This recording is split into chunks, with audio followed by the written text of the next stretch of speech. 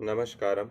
जब हम लोग छोटे हुआ करते थे, मुझे याद है हम लोग घर के बाहर गर्मियों में रात्रि में बाहर ही सोया करते थे और प्रायः सोते हुए हम सभी लोग आपस में चर्चा करते थे कि देखो तारा कहाँ जा रहा है। जो तारा चलते हुए दिखाएगा वो एक जीत उसको मिलेगी।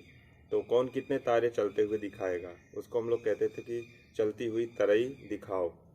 और हम लोग बाहर सोया करते थे, परंतु कई बार हम लोग देखा करते थे कि कुछ जलता हुआ सा नीचे की ओर गिरता था।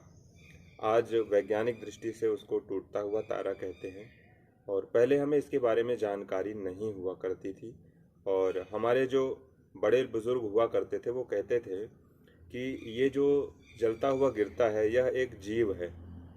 और कई लोगों की अलग अलग भ्रांतियां थी। कई लोग कहते थे कि किसी की आत्मा जा रही है, कई लोग कहते थे कि किसी के गर्भ में ये जीव जा रहा है।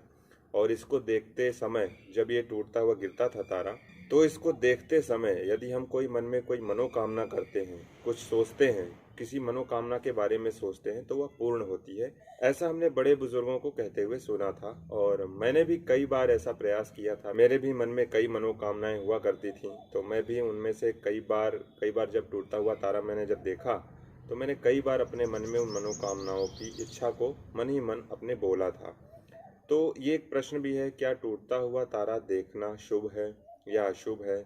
या फिर टूटता हुआ तारा देखते समय यदि कोई मनोकामना की जाए तो क्या वह पूर्ण होती है?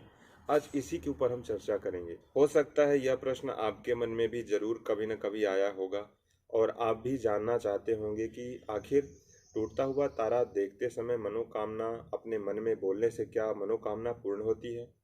क्या उसे देखना शुभ होता है या अशुभ होता है? तो आज इसी पर हम चर्चा करेंगे। इसका सही उत्तर मुझे श्रीमद् भागवत महापुराण में मिला। जब भगवान श्री कृष्ण द्वारिका को छोड़कर, इस धराधाम को छोड़ करके जब अपने श्रीधाम को जा रहे थे, आपको ये पता होगा कि पांचों पांडवों में से अर्जुन भगवान श्री कृष्ण के सखा भी थे, उनके अपने कई रिश्ते नाते थे उनसे। तो भगवान श्री कृष्ण के साथ अर्जुन भी थे। जब भगवान श्री कृष्ण अपने धाम को जा रहे थे, तो उस समय भगवान ने अर्जुन को समझा बुझा करके और पांडवों के पास पुनः भेज दिया था और भगवान श्री कृष्ण अकेले ही जा रहे थे। उस समय जब अर्जुन अपने घर को लौट रहे थे और भगवान श्री कृष्ण अपने धाम को जा रहे थे, तो उसी समय युधिष्ठिर जी जब अपने निवास स्थान में थे, अर्जुन जहाँ पर जा रहे थे, तो युधिष्ठिर जी को बहुत से अपशगुन हो रहे थे। उन्होंने देखा कि गायें अपना ही दुग्ध पान कर रही हैं, जबकि आपको पता होगा कि परोपकाराय फलन्ति वृक्षाः, परोपकाराय दुहन्ति गावः, परोपकाराय वहन्ति नद्याः। जो नदियां हैं, तालाब हैं, गौ माता हैं, जो वृक्ष हैं, ये सब परोपकार के लिए होते हैं। इनमें जो कुछ भी फल होता है, पेड़ों में जैसे फल होते हैं, गाय दूध देती है, नदियों में पानी बहता है, तो ये सारी चीज़ें उनके खुद के उपयोग के लिए नहीं होती हैं। वह सिर्फ परोपकार के लिए होती है। उनका उपयोग सिर्फ अन्य जन ही करते हैं, दूसरे लोग ही करते हैं, दूसरे जीव ही करते हैं। इसलिए आपने ये बात तो सुनी होगी। परंतु उस समय जब भगवान श्री कृष्ण अपने धाम को जा रहे थे, तो युधिष्ठिर जी को ऐसे अपशकुन हो रहे थे कि गाय जो परोपकार के लिए होती हैं, वो स्वयं अपना ही दुग्धपान कर रही थीं। जब वो मंदिर में जाया करते थे, तो उन्हें जो भगवान का श्री विग्रह है, जो भगवान की मूर्तियां थीं, वह रोते हुए दिखाई पड़ती थी। ऐसा लगता था मानो वह मूर्तियां रो रही हों। इसके साथ ही उन्हें एक यह भी अपशगुन दिखाई देता था, जिससे यह सिद्ध होता है कि जो ऊपर से टूटता हुआ तारा गिरता है, उसका सही उत्तर क्या है, क्या वह शुभ है या अशुभ है। तो इसी प्रसंग में हमें ये प्रमाण मिलता है कि जब युधिष्ठिर जी महाराज को जब वो आकाश की ओर देखते थे, तो उन्हें टूटता हुआ तारा भी दिखाई पड़ता था।